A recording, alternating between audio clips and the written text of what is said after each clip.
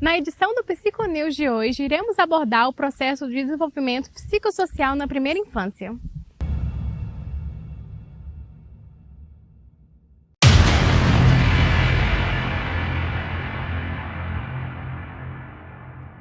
Olá, sou Stephanie, formada em Jornalismo e Psicologia pela Universidade Unifacig. Eu sou a Kaira, também formada em Psicologia e Jornalismo pela Unifacig. Eu sou Gabriele, psicóloga, sou deficiente visual e vou estar esclarecendo algumas dúvidas sobre essa primeira fase da primeira infância. Falando de forma biológica, o cérebro nos 3 primeiros meses começa uma diferenciação entre as emoções básicas, emergindo maiores percepções em questões cognitivas. Ao prazo do desenvolvimento, dos 9 aos 10 meses, os lobos frontais começam a interagir com o sistema límbico, que é a parte do cérebro que é responsável pelas emoções. E a partir dessa faixa etária, dessa etapa, eles começam a experimentar e a perceber as suas próprias emoções. O senso de identidade surge entre 4 a 10 meses de vida, quando o bebê tem a percepção dele mesmo e do outro, através do reflexo no espelho, de suas sombras e até mesmo de seus movimentos. Já o autoconceito refere-se à imagem que temos de nós mesmos, e ele vai se desenvolvendo entre os 15 e 24 meses de idade, que é a nossa autopercepção. A socialização nessa primeira fase está muito associada ao aprendizado. As crianças elas estão começando a desenvolver a consciência de si, de que elas são separadas do mundo, que elas têm o seu lugarzinho, e elas estão começando a desenvolver o autorregulamento. Então, a gente não pode esperar que toda criança tenha o mesmo padrão de comportamento. Elas vão ter algum repertório comportamental, mas elas não vão ser completamente iguais em tudo que elas fazem, por causa justamente de personalidades diferentes. Tendo em vista as questões do desenvolvimento, falaremos agora sobre as emoções, que são reações subjetivas a experiências que estão associadas a mudanças fisiológicas e comportamentais, sendo intrínsecas e individuais aos sujeitos, como a tristeza, a alegria, o medo, a raiva e o nojo. Sua principal função é orientar e regular comportamentos. Uma maior compreensão de nossas emoções ajuda a lidarmos com esses conflitos e facilita para a nossa convivência em união. Lembrando sempre que emoções são flexíveis e modificáveis, podendo oscilar de situações para situações. Eu tô com medo da barata. Da barata? Barata! A barata foi correndo. Sua mãe jogou, foi a barata. Nessa linha da consciência de si, nós começamos a ver as emoções da criança surgindo. Começa pelas autoconscientes, a criança tem que desenvolver essa autoconsciência, da identidade dela. E essas emoções autoconscientes podem ser, por exemplo, constrangimento e inveja. A partir dessas emoções autoconscientes, nós temos outras, as autoavaliadoras, vergonha, culpa e orgulho, que vão ajudar a criança a entender, por exemplo, como se portar, onde fazer, quando fazer, os valores sociais, as normas sociais. Falando então um pouquinho sobre a personalidade, mais conhecida como temperamento no senso comum, nós temos que é uma forma como nós lidamos com outras pessoas ou com situações, não podendo então definir aonde entra a biologia, com a hereditariedade, e aonde entra o nosso contexto, porque ambos influenciam na forma como nossa personalidade é moldada. O temperamento, ou como mencionado anteriormente, personalidade, pode ser distinguido e caracterizado em 3 tipos: o fácil, o difícil e aquecimento lento, sendo ele o fácil uma criança propensa a mudanças em tese mais feliz, o difícil uma criança com uma irritabilidade maior, proporcionando conflitos, e o terceiro seria aquecimento lento, que é uma criança neutra referente a esses mesmos fatores. O processo da educação deve ser levado em conta que as crianças elas aprendem observando, então é um pouco complicado a gente ensinar a criança com uma linguagem cheia de diminutivos, palavras inventadas, porque ela precisa de uma interação em que ela possa se adaptar. Somado a isso, a gente precisa olhar também o ambiente. A criança ela precisa de um equilíbrio com o ambiente e com os limites que ela deve ter. Então ela precisa de uma liberdade para explorar, mas ela também precisa de limites. E mesclando tudo isso, a gente pode ter uma educação saudável. Entre tantas personalidades e temperamentos, há os apegos, que são relações recíprocas e duradouras entre as crianças e seus cuidadores. São destacados 4 tipos de apego. O seguro, o bebê chora protestando quando o cuidador principal se ausenta, mas são capazes de obter conforto em sua volta e raramente sentem raiva. No evitativo, o bebê ocasionalmente chora quando separado do cuidador. Evita contato quando ele retorna, demonstrando sentir poucas emoções referente a isso. Já no ambivalente, o bebê se torna muito ansioso antes mesmo da ausência de seus cuidadores. Ele fica extremamente irritado e resiste ao contato quando mesmo retorna. Os bebês ambivalentes demonstram aflições e raiva, podendo ser mais difíceis de agradar. O desorganizado, após a ausência de seus cuidadores, demonstra comportamentos contraditórios e repetitivos, mal direcionados quando voltam. Parecem muito mais confusos. Erik Erikson destaca muito esses 2 estágios que é da primeira infância. O primeiro, confiança versus desconfiança. A criança, ela busca, até mais ou menos 1 ano e meio, a confiança. Ela precisa se sentir segura no ambiente em que ela está. Então é muito importante a sensibilidade dos pais, o contato, a resposta que eles dão para essa criança. E quando ela consegue superar esse conflito, ela começa a sentir mais segurança no aprendizado, a segurança para fazer as coisas. Depois de 1 ano e meio, por volta aí, sobre 1 ano e meio, ela começa a enfrentar o segundo conflito, que é vergonha e dúvida versus a autonomia. A criança, ela começa a aprender que ela pode fazer as coisas, que ela tem condição de fazer algo, e ela começa a adquirir vontade, controle, porque ela percebe que ela tem poder para poder realizar as coisas. Meu nome é Cristiane, tenho 23 anos, tenho o Miguel, que foi o primeiro, de 3 anos, e o Theo, de 1 ano e meio. O Miguel já é mais agitado. O Miguel ficava a noite inteira acordado. Minha filha do céu. Tinha que ver. Aí agora, hoje é assim, se o Miguel estiver separado do Theo, o Miguel não faz tanta bagunça, mas se ele estiver junto com o Theo, os dois fazem muita bagunça. Aí o Theo vai atrás do Miguel. Tudo que o Miguel faz, o Theo também quer fazer. O Miguel, qualquer coisinha que ele vê, ele tá querendo pegar pirraça. Aí nós tenta fazer assim, botar ele de castigo, mas ele também não fica no castigo comigo de jeito nenhum. Ele obedece mais o pai dele. Comigo ele não obedece. Aí eu boto ele de castigo, ele sai. Boto ele de castigo de novo, ele sai de novo. E assim vai. Esse contexto influencia de forma negativa entre os cuidadores e a criança, a conhecida fase dos terríveis 2 anos. Mas há formas de intermediar entre isso, trazendo recursos que não tenham punições, trazendo diálogos, fornecendo opções para a criança e entendendo que ela tem sua individualidade. Diante disso, qual é o papel dos cuidadores? Estamos aqui no Espaço Crescer, onde iremos fazer uma entrevista com a psicóloga Andressa Pimentel, que é uma psicóloga parental. Qual a melhor maneira dos cuidadores lidarem com uma situação de pirraça?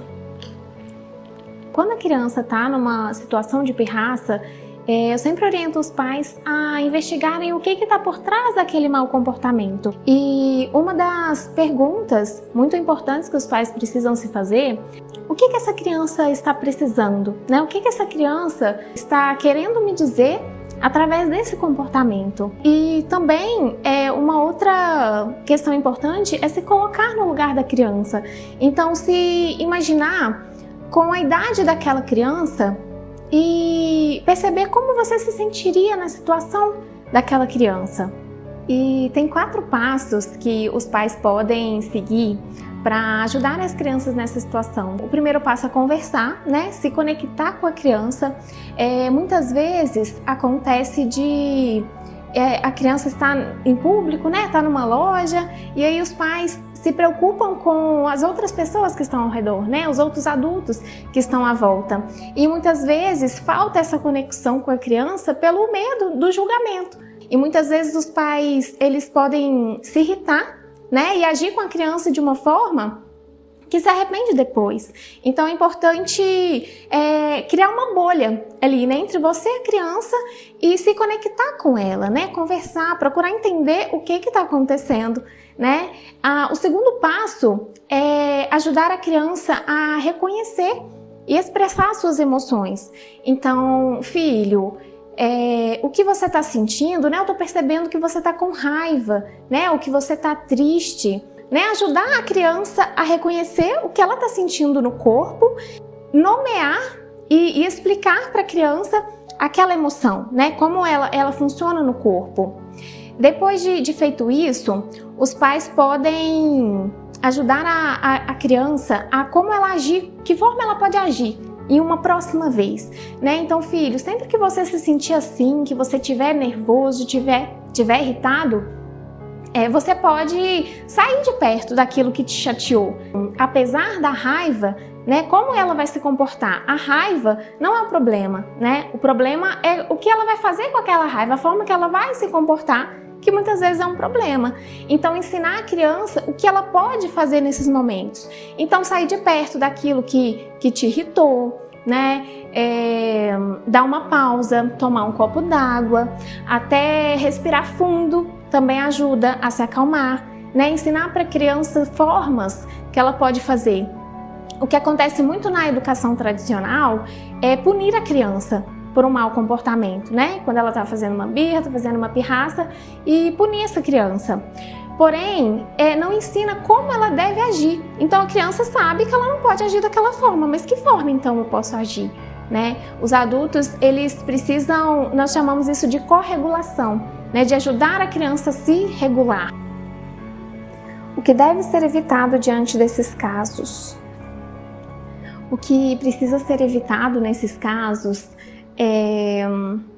aquelas frases do tipo: não precisa chorar, né? Não precisa ficar triste, criança que faz pirraça é feio, né? É feio fazer isso, ou você é pirracenta, você é chata, né? A gente precisa evitar esses rótulos, porque os pais, né, os cuidadores, são a base daquelas crianças.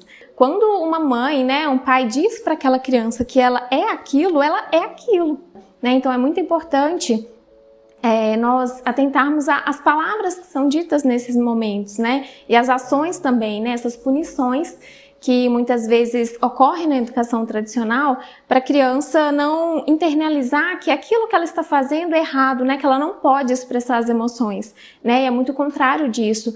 Nós precisamos ajudar as crianças promovendo uma educação emocional. Então esse é o papel dos cuidadores, né? De ajudar as crianças a reconhecer os sentimentos e lidar com eles, né? Dar opções para eles se expressarem.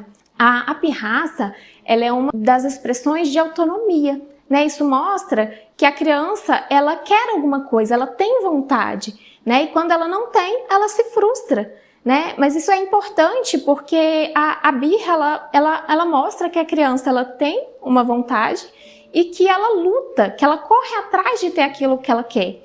Né, eu sempre digo para os pais para se atentarem àquela criança boazinha, né, aquela criança que tudo tá bom, né, que não desagrada com nada, que pode ter uma insegurança por trás disso daí, né, uma necessidade de agradar o outro, né, e isso é muito prejudicial, né, no desenvolvimento da criança. Como conciliar as vontades dos cuidadores e a autonomia das crianças?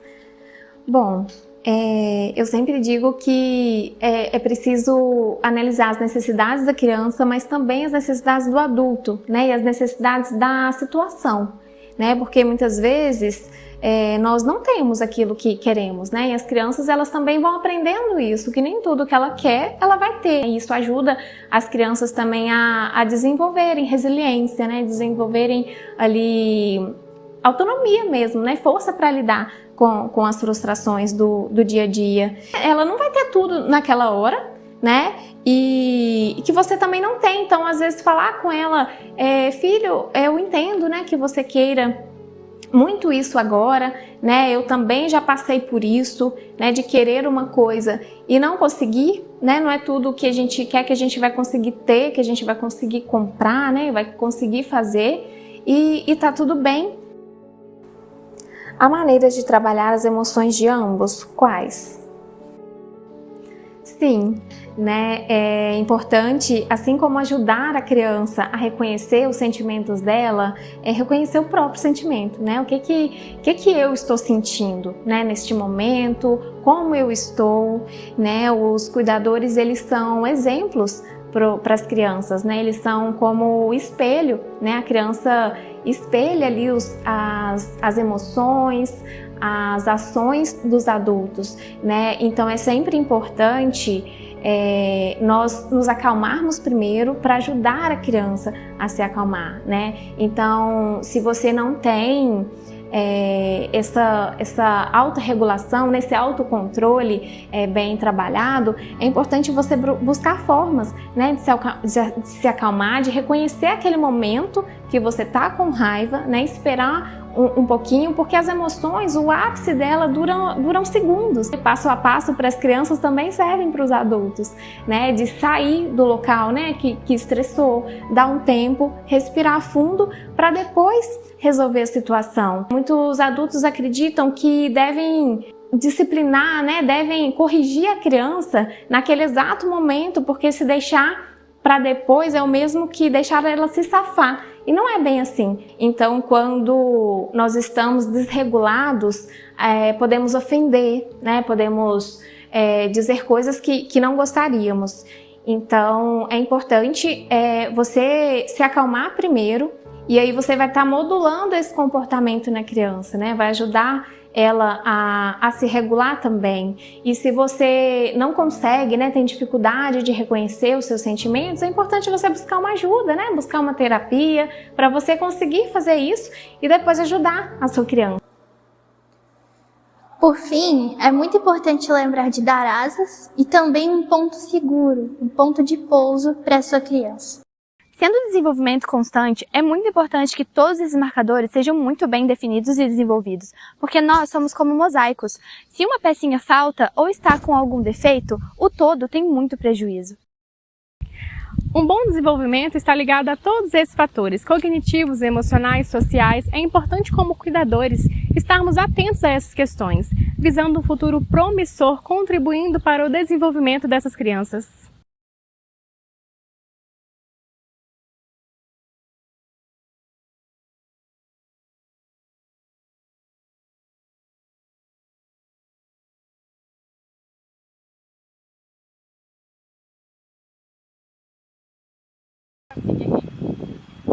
Eu quero que exclua os vídeos. Nossa, amor, por quê? Por que você errou? Sei lá. Não. Por quê, amor? Fala que saiu bom, as crianças. Aê. Trabalhar de uma forma promissora. Promissora? Somos como mosaicos. Mosaico. E... Gente, esqueci agora. Deu 16. 16. Pode continuar. Pode, tá. Peraí, deixa eu voltar. Sendo desenvolvimento... Gente, o que eu tô falando? De novo, calma. Acontece. Seja o desenvolvimento. Agora eu fiquei nervosa. A capacidade... Eu esqueci, gente. Quer ler? Quero. Eu perdi. A partir então... Pode comer o livro? Se a gente pagar 200 reais. Pode ir? E entre dos meses 15 e 24. De autoimagem. Eu tô travando. Eu não tô conseguindo. Não esquece. Opções. Tava muito bom. De punições não físicas, né? Não. De punições não pode. Corta. Ficou muito bom. Eu errei.